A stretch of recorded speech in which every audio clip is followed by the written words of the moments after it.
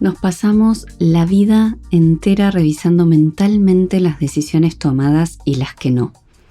Volvemos sobre escenas pasadas como si fueran archivos abiertos, como si todavía admitieran correcciones, como si el pensamiento pudiera torcer el tiempo.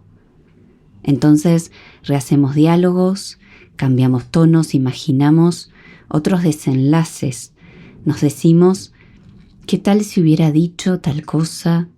Si no me hubiera ido, si me hubiera quedado, si hubiera esperado un poco más. Se trata de la dificultad de aceptar que el tiempo avanza en una sola dirección, que no hay botón de deshacer, que cada decisión, incluso las más pequeñas, producen consecuencias que no controlamos del todo. Pensar obsesivamente el pasado suele ser un intento de domesticar esa imposibilidad.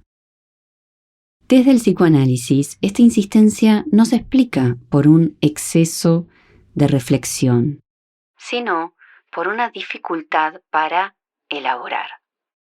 No se piensa obsesivamente porque se comprende más o mejor, sino porque algo no pudo inscribirse y vuelve una y otra vez.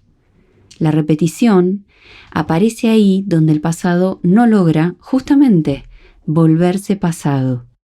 Cuando algo no se elabora, retorna, no como recuerdo, sino como pura insistencia.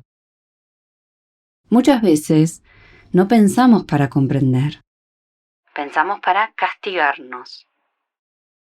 Nos pescamos a nosotros mismos tratándonos muy mal.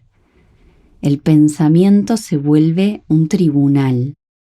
El yo del presente interroga al yo del pasado con una severidad que no tendría con nadie más.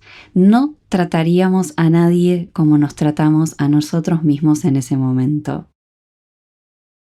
Le exige claridad cuando estaba confundido, valentía cuando estaba asustado, lucidez cuando no sabía qué sentía. Juzga con información que antes no estaba disponible. La culpa, en ese sentido, es una forma de omnipotencia invertida.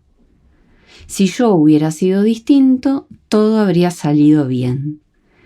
Duele, pero conserva la ilusión de control.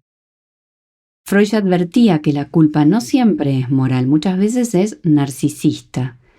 Mantiene una fantasía de dominio, aunque sea al precio de la autoagresión.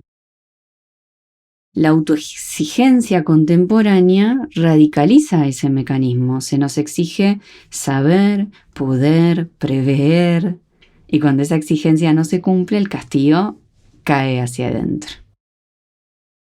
Revisar el pasado también puede ser una manera de no habitar el presente.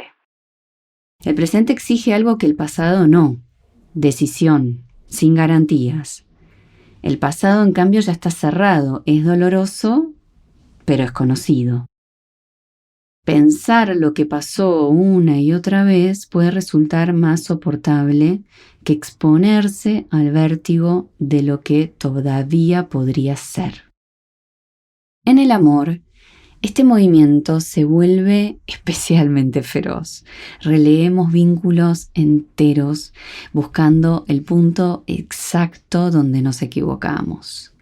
Nos preguntamos por qué elegimos a esa persona, por qué dijimos que sí, por qué toleramos lo que toleramos, por qué no nos fuimos antes o por qué nos fuimos demasiado rápido.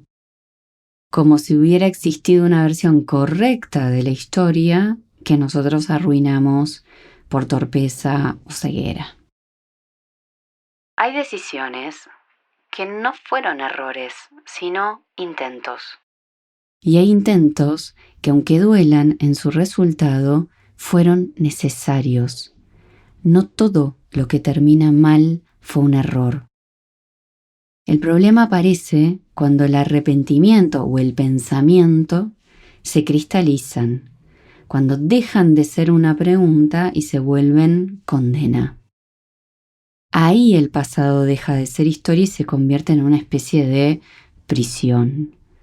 Repetimos la escena mentalmente no para entenderla, sino para confirmarnos que no estuvimos a la altura. Muchas veces la rumiación es en realidad duelo no elaborado.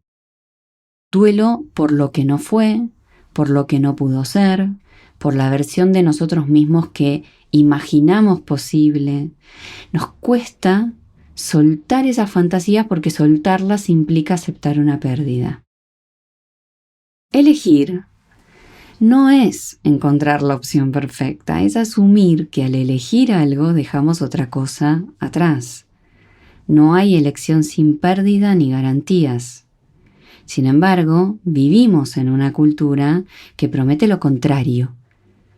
Nos dice que si pensamos bien, si elegimos bien, podemos evitar el dolor. Y cuando el dolor aparece, creemos que fallamos.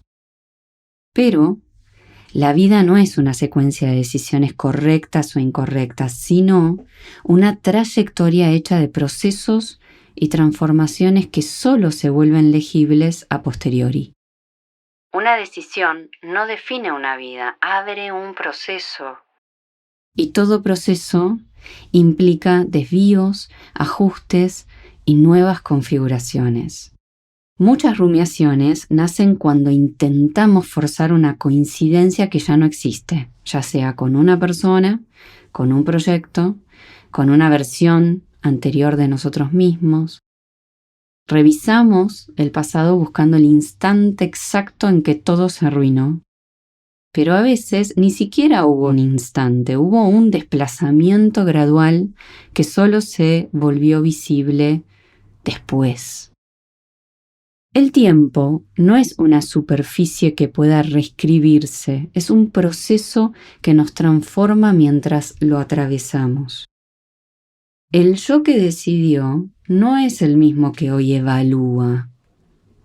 Y esa diferencia no es un error, es constitutiva de la subjetividad. Elaborar no es corregir entonces el pasado. Tenemos que permitir que el pasado sea pasado, integrarlo como parte de una trayectoria, no como una sentencia.